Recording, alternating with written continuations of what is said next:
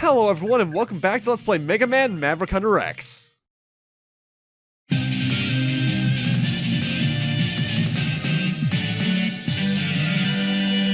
Launch Octopus! In the last part we took out a lot more Mavericks and now we're actually going to take out the final three. And Launch Octopus, I remember I mentioned last part that most of the Mavericks got redesigned, some minor, some major. Launch Octopus was actually the first I noticed because the little, I don't even know how to describe it other than a circle on the back of his head has been switched in orientation. It was vertical in the original, but nowadays in Maverick Hunter X, it's horizontal. Also, remember this annoying fish mini-boss? In the original, it just took forever to kill, even with Storm Tornado. However, Maverick Hunter X, Storm Tornado does not screw around. Like I mentioned in Vile, that thing also has been changed in the way it works. In the original game, the little headlamp was just another attack it had. And while it still is an attack here, in Maverick Hunter X you need to destroy that in order to actually damage the main body in most cases, because when it's not destroyed, it has a little guard up in front of its face, as you can tell.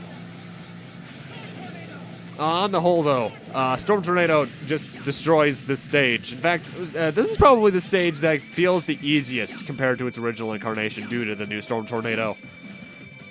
Items have not changed locations, though, and thus, for the one heart tank in the stage, we need to get on top of this and just destroy this ship, which has a lot more HP than it did in the original. And by that I mean it takes 2 Storm Tornadoes instead of 1. Same with the mini-boss in here. This guy actually has a bit more health than he used to, because 1 Storm Tornado was basically all you need in the original, but now it takes a bit longer. Though if you can get him trapped like that, that's a bit of a thing. Like I said in Vile, more often than not when you destroy that guy, you're high in the air, or in water, and thus you won't know where you are in relation to the spikes, but just use the little poles in the background as a guide point to where the platforms are, because they're always in the center of the 3 of them.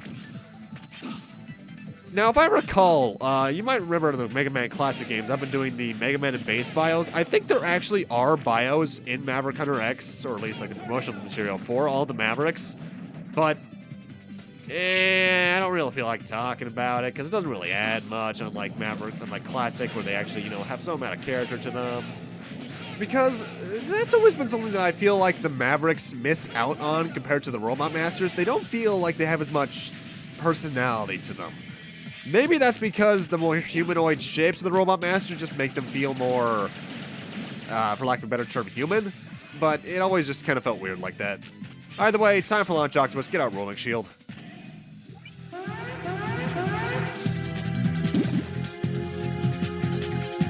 Your antics stop here, Launch Octopus.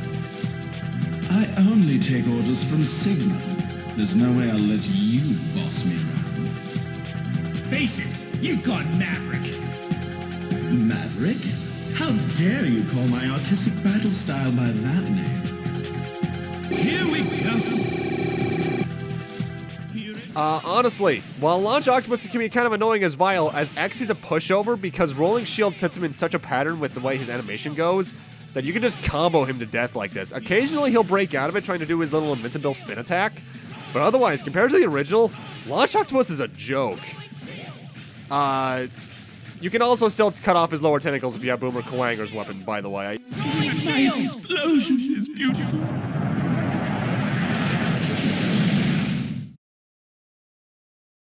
I think you can also still cut off Flame Mammoth's trunk with Boomer Kuwanger's ability, but I feel like it either takes longer, or it just doesn't do it in general. It's weird. Either way, for beating Launch Octopus, we get Homing Torpedo. They actually fixed the typo this time around, which as usual is a rapid-fire missile, or at least fairly fast-firing missile, that will track onto enemies. Not too useful. Charge Shot just sends a lot of them out at once, but it's there if you want to use it. But now it's time for the only Maverick name change.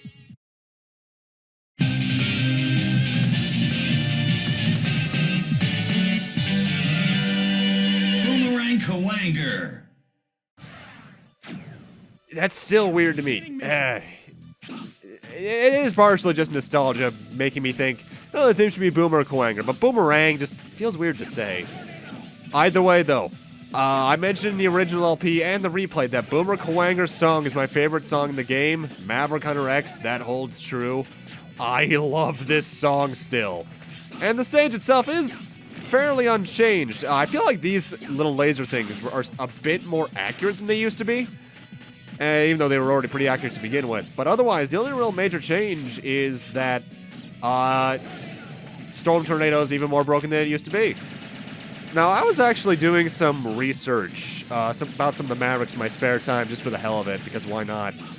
And apparently, Boomer Kuwanger is also a pretty prevalent character in the manga. Like, he shows up in the X2 manga as like a zombie. X3, he's around for some reason. I don't quite get why.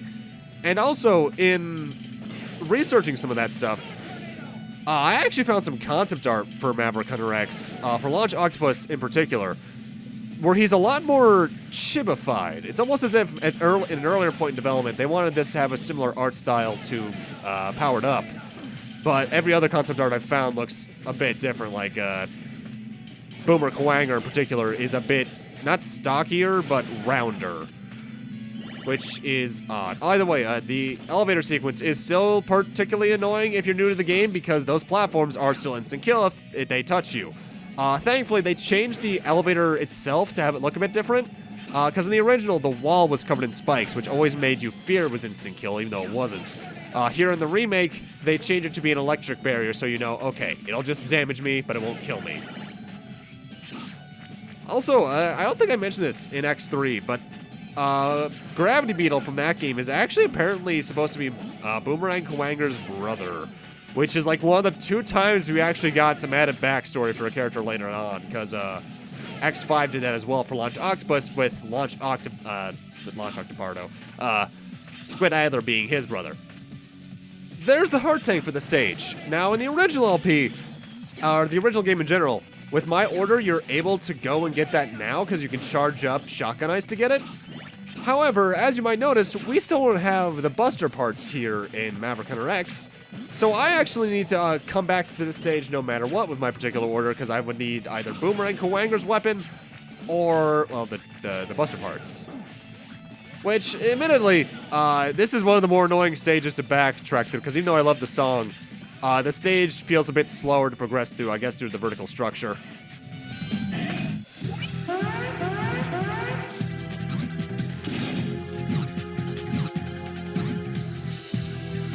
If you've made it all the way up here, you must not be an ordinary B-class hunter. Kuwanger, I don't want to fight an old friend like you. You don't want to fight? Well, isn't this interesting?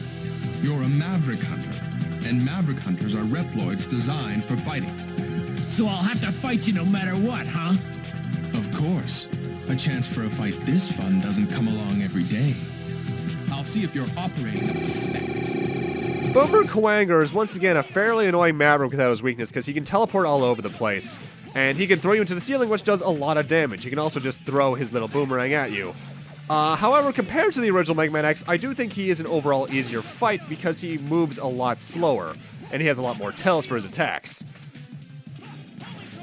But that conversation there goes into something. I mentioned it during the Day of Sigma, but how many other Maverick Hunters, there we go, know about X's particular situation, because he was not designed to be a war robot. He had weapons, yes, just in case, but he was overall peacekeeping, if anything. Torpedo! So strong. Well, not peacekeeping, that's the wrong word. Peaceful robot originally, because he just wanted to, Light created him to essentially be the next step in robotics, not to be a warrior like he is now. I would guess only Sigma and maybe Zero knows? And Dr. Kane, of course, but at this point, he's dead. Either way, for beating Boomerang Kuwanger, we get Boomerang Cutter, which is, again, essentially the rolling cutter from Mega Man 1, only it's slightly more rapid fire and it can collect weapons along the way.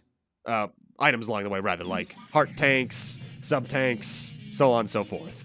And because we have that, we have to now backtrack to 2 stages. We need to get the heart tank here in Boomer Kuwanger stage, which is as easy as that. And we also need to head back to Spark Mandrill stage, because there's one item there we have yet to get, and that's the sub-tank in the very early section. Actually, no, wait, there's two items. I almost forgot. We also have not gotten the heart tank in this stage yet.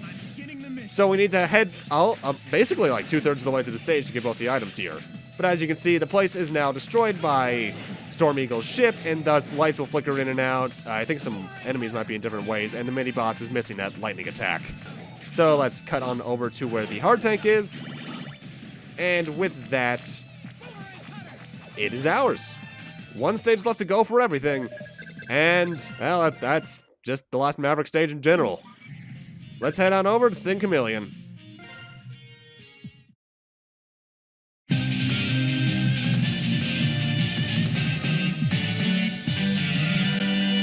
Sting Chameleon. Now, Sting Chameleon's design in particular strikes a note with me. Because of the old Rockman Online trailer that happened years ago, I think that was like the second of the big canceled Mega Man games after Universe and Legends 3. No, and before Legends 3, rather. Because I distinctly recall, like, the intro boss from X3 showed up, Sting Chameleon was there, as were a lot of other characters.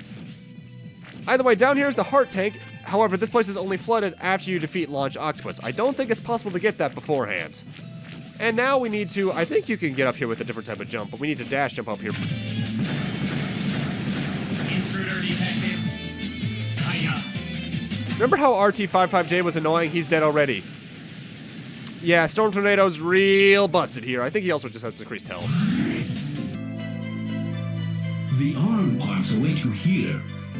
Enter the capsule and equip them to your arm, and your charge shot becomes even more powerful. It is a very dangerous power to possess, but I trust that you will use it for good. So yeah, now we're getting the Buster parts, thus completing, actually, Mega Man X in general. He's now 100% powered up, more or less. The Buster parts do the exact same thing they did in the original. They allow you to charge up to a 3rd level of charge, like so, which does more damage, and it also allows you to charge special weapons. In fact, I think throughout the stage, I'm basically charging up every special weapon I got.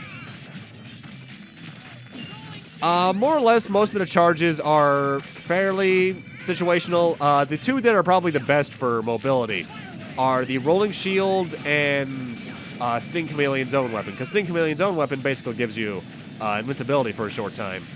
And Rolling Shield allows you to completely ignore smaller enemies, like Metools, these birds. You basically touch them and they get destroyed. And it's important to keep those two weapons in mind for something later on. Now, there are two ways, like in the original Mega Man X, to get the Buster parts in Maverick Hunter X. One here, one by waiting until later, but we're gonna see what that is then.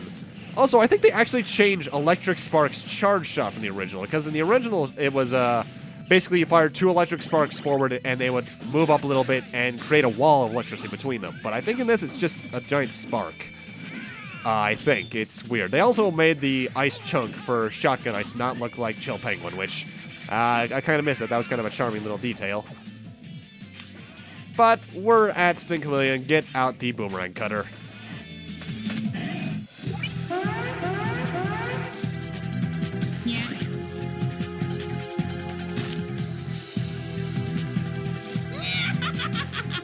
Poor little X. Everyone's betrayed you. Sting Chameleon. So Sigma's even managed to pull you into his scheme. That's Master Sigma to you, X. He'll be king when the new world is born. Treat him with respect. I don't want to live in a world with him in charge. I'm ready.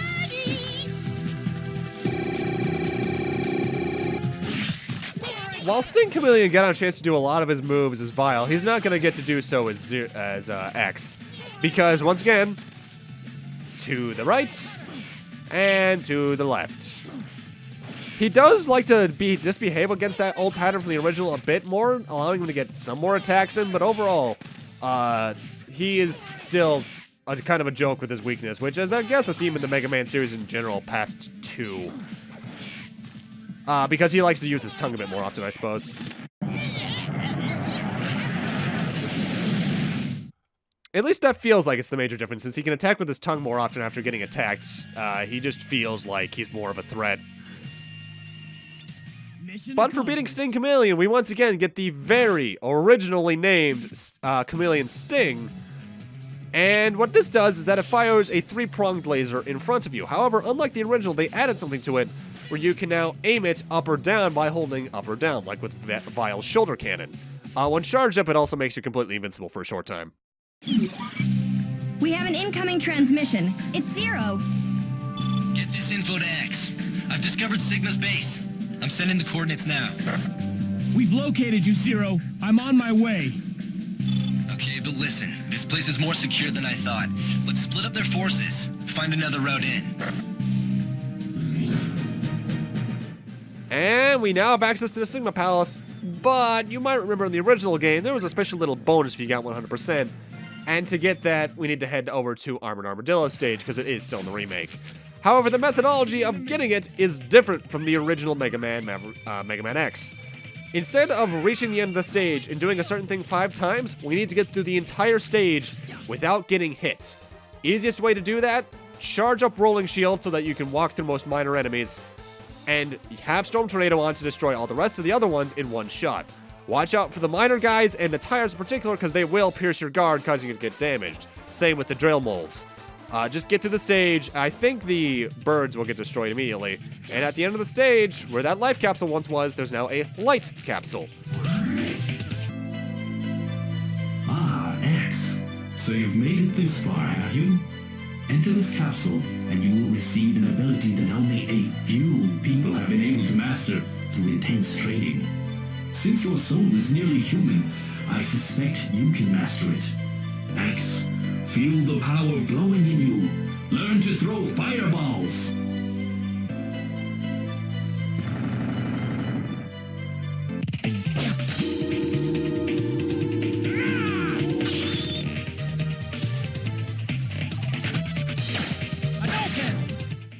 Yeah, we got the Hadouken again. The input feels like it's not as responsive to do the quarter circle forward, but it's overall an actual buffed ability because it can kill one more boss than it could before. Those who played the original Mega Man X know the one I'm talking about. But with that, I'm going to need to end this off here. Thank you guys for watching, and in part 9, we're heading into Sigma's castle and finishing off the game, ladies and gentlemen. See you guys then.